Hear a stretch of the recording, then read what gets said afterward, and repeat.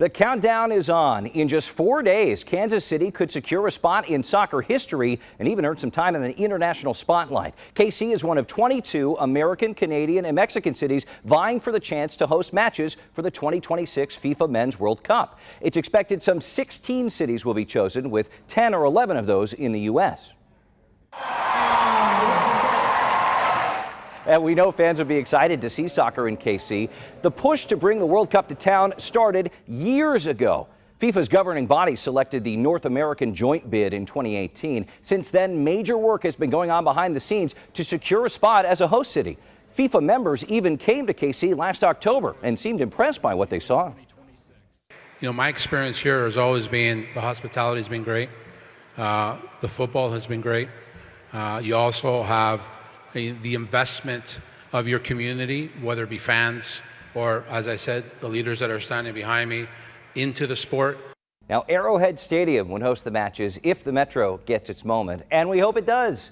Joining me now ahead of this week's announcement is Catherine Holland, the bid director for the KC 2026 World Cup bid. Thanks so much for being here. You must be excited, a little anxious, a little nervous right now? Yeah, that's a good way of saying it. Excited and anxious and nervous. We've been working on this for a long time.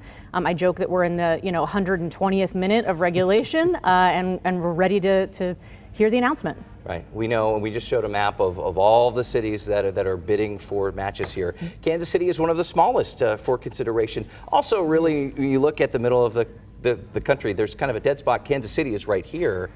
Prime placement, you think? Absolutely, prime placement. So we are no more than a 4-hour flight from any bidding city, including those in Canada and Mexico. So I think that leaves us very well positioned from a regionality standpoint.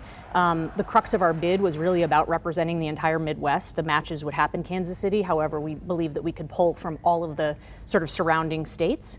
And we are, a smaller market. However, Arrowhead is the 6th largest NFL stadium, so we have that going for us as well. So I feel really, really good about our position, both geographically and, generally speaking, as it relates to a bidding city. Sure. Kansas City has been host to a number of national team games over the last few years. We helped host the Gold Cup last year. Earlier this month, we hosted a World Cup tune-up between USA and Uruguay.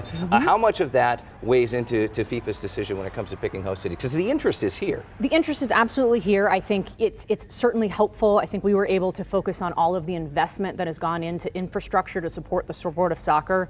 Obviously, the Kansas City Current and all of their engagement in the past year was very helpful. And I think it's important.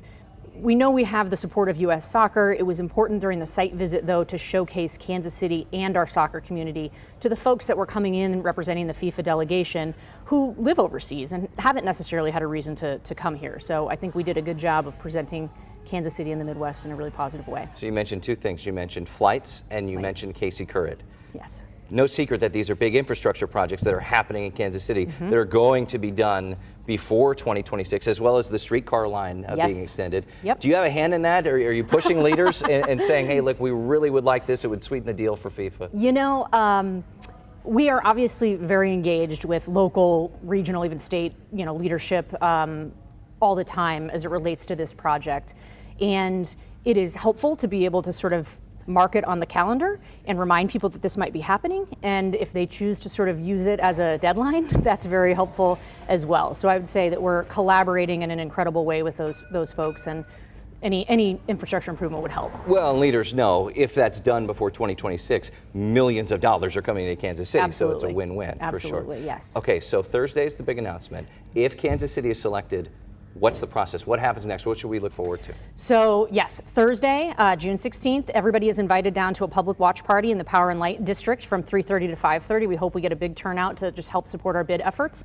And then what happens next? We need to wait and hear from FIFA. We understand that there will probably be some quick meetings scheduled for host cities in New York to sort of workshop next steps and talk very specifically about sort of the tracks that we need to focus on as it relates to accommodations and transportation and stadium infrastructure modifications. So, they've kept their cards very close to the chest, but we know that we will have to travel likely to New York very quickly after the announcement. Right, and then the ball gets rolling. Ball gets rolling. We spend the next 4 years planning the best World Cup matches that Kansas City can host. What a decade, huh? To be able to be planning this. Absolutely, right? I mean, yeah, we've been working on it since 2017, so by the time the matches are complete, it will be a full 10 years project. Wow. All right. Yeah. Well, we appreciate all the work you're doing trying to get KC in the world stage. Catherine Holland, thank you so much for your time. And good luck. Thank you. We're going to talk Yes. if this happens. A big announcement for 2026 FIFA Men's World Cup host cities comes Thursday. Count on KMBC 9 News for complete coverage.